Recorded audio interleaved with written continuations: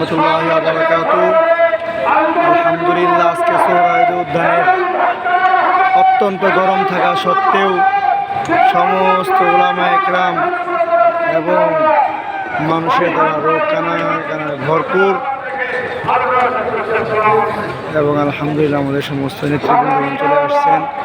আমরা কোনাবাড়ি সহ সারা বাংলাদেশ থেকে বহু উলামা একরাম উপস্থিত হয়েছে।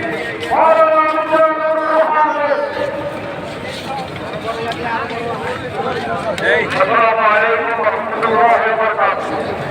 نحمد ونصلي على رسوله الكريم أما بعد.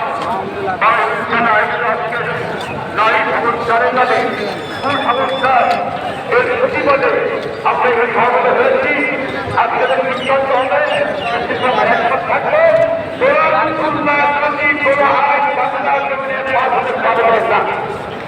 এরপরে সরকারের পীর মাথায় ঘরে বড় মহত্ব হয়েছে।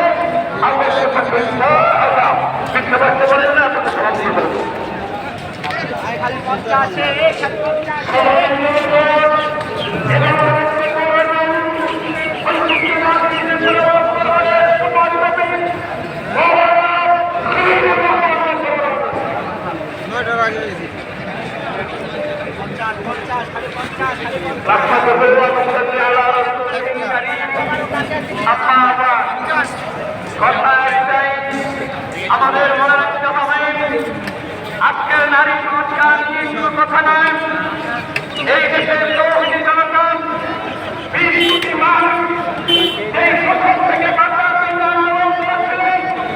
সেই আন্দোলন কিন্তু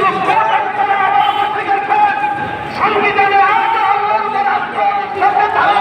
সংবিধিত হয়তো নাই, তবে নারী সংস্কার